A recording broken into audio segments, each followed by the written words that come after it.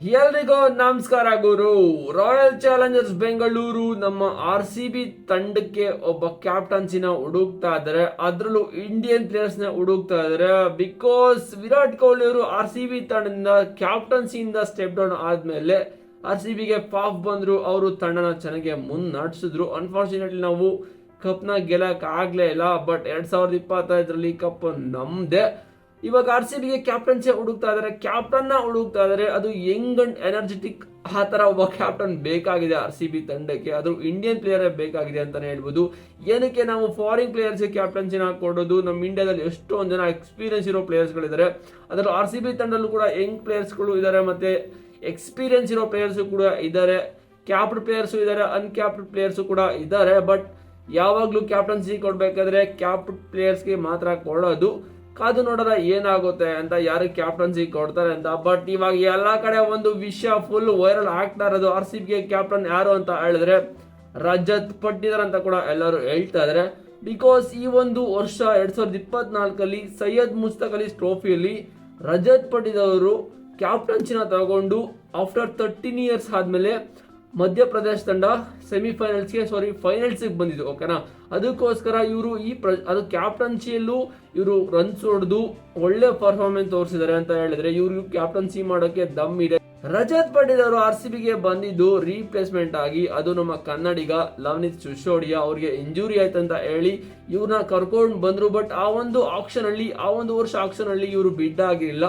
Replacement ಆಗಿ ಬಂದು RCB ತಂಡದಲ್ಲಿ ಸೇರ್ಕೊಂಡು ಫುಲ್ ಚರಿತ್ರೆನೆ ಮಾಡಿದ್ರು ಅಂತಾನೆ ಹೇಳ್ಬೋದು. 100 ಕೂಡ ಹೊಡೆದ್ರು, 50 ಕೂಡ ಹೊಡೆದ್ರು.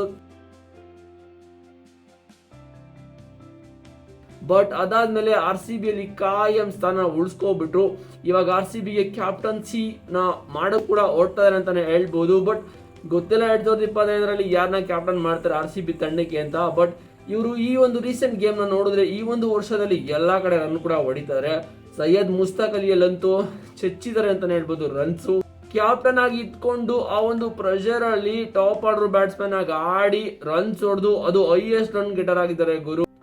ಆಫ್ಟರ್ 13 ಇಯರ್ಸ್ ಆದ್ಮೇಲೆ ಸೈಯದ್ ಮುಸ್ತಕ್ ಅಲಿ ಟ್ರೋಫಿಯಲ್ಲಿ ಮಧ್ಯಪ್ರದೇಶನ ಫೈನಲ್ ಕರ್ಕೊ ಬಂದಿರೋದು ರಜತ್ ಪಟ್ಟಿದಾರ್ ಅವರು. ಈ ಒಂದು ವರ್ಷ ಇವರು ಏನೆಲ್ಲ ಮಾಡಿದ್ದಾರೆ, ಇವರು ಪರ್ಫಾರ್ಮೆನ್ಸ್ ಅಂತ ನೋಡ್ಬಿಟ್ರೆ ಬೆಸ್ಟ್ ಗುರು. 2024ಅಲ್ಲಿ ರಜತ್ ಪಟ್ಟಿದಾರ್ ಅವರು ಸೈಯದ್ ಮುಸ್ತಕ್ ಅಲಿ ಟ್ರೋಫಿಯಲ್ಲಿ ಯಾವ ತರ ಪರ್ಫಾರ್ಮೆನ್ಸ್ ಕೊಟ್ಟಿರೋ ಅಂತ ಹೇಳಿದ್ರೆ ನೆಕ್ಸ್ಟ್ ಲೆವೆಲ್.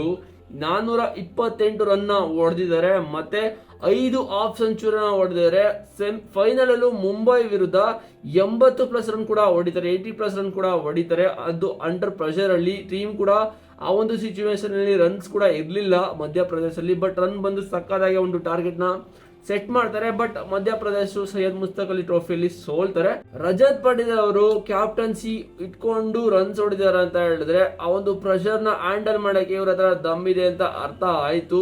ಸೊ ಇದು ಇಲ್ಲಿಗೆ ಗೊತ್ತಾಯ್ತು ಅಂತ ಅನ್ಸುತ್ತೆ ಎಲ್ಲರಿಗೂ RCB ಕ್ಯಾಪ್ಟನ್ ಯಾರು ಅಂತ. ಬಟ್ ಇದು ಕ್ಲಿಯರ್ ಆಗಿ ಹೇಳಕ್ ಆಗಲ್ಲ. ಬಟ್ ಯಾರು ಕ್ಯಾಪ್ಟನ್ ಆಗ್ತಾರೆ ಅಂತ RCB ತಂಡಕ್ಕೆ ಕಾದು ನೋಡಬೇಕು. ಬಟ್ ಇವರು ಆದ್ರೂ ಚೆನ್ನಾಗಿರುತ್ತೆ. ಬಟ್ ಇಲ್ಲೂ ಆಪ್ಷನ್ ಇದಾರೆ, ಯಾರು ಅಂತ ಕಾಮೆಂಟ್ ಮಾಡಿ ನೋಡೋದ ಯಾರು ಮಾಡ್ತಾರೆ 2025ರಲ್ಲಿ ಕ್ಯಾಪ್ಟನ್ RCB ತಂಡಕ್ಕೆ. RCB ನಾವ್ ಅನ್ಕೊಂಡಂಗೆ ಏನೂ ಮಾಡಲ್ಲ. RCB ಟೀಮ್ ಮ್ಯಾನೇಜ್ಮೆಂಟ್ ಅವರೆಲ್ಲ ಏನ್ ಮಾಡ್ತಾರೆ ಅಂತ ನಮ್ಗಂತೂ ಗೊತ್ತಿಲ್ಲ. ಮಾಡಾದ್ಮೇಲೆ ಗೊತ್ತಾಗೋದು ಅವ್ರು ಏನ್ ಮಾಡ್ತಾರೆ ಅಂತ. ನೋಡೋದ ಯಾರು ಕ್ಯಾಪ್ಟನ್ ಆಗಿ ಮಾಡ್ತಾರೆ. ನಿಮ್ಮ ಪ್ರಕಾರ ಯಾರನ್ನ ಕ್ಯಾಪ್ಟನ್ ಮಾಡ್ತಾರೆ ಅಂತ ಕಾಮೆಂಟ್ ಮಾಡಿ. ನನ್ನ ಪ್ರಕಾರ ರಜತ್ ಪಟ್ಟಿದಾರ್ ಅನ್ಕೊಂಡಿದೀನಿ. ಚಾನಲ್ಗೆ ಸಬ್ಸ್ಕ್ರೈಬ್ ಆಗಿಲ್ಲ ಅಂದ್ರೆ ಸಬ್ಸ್ಕ್ರೈಬ್ ಮಾಡ್ಕೊಳ್ಳಿ ಗುರು. ಎಲ್ಲಾ ತರ ಅಪ್ಡೇಟ್ಸ್ ಕೊಡ್ತಾ ಇರ್ತೀನಿ. ಬಾಯ್ ಮಾಮ್.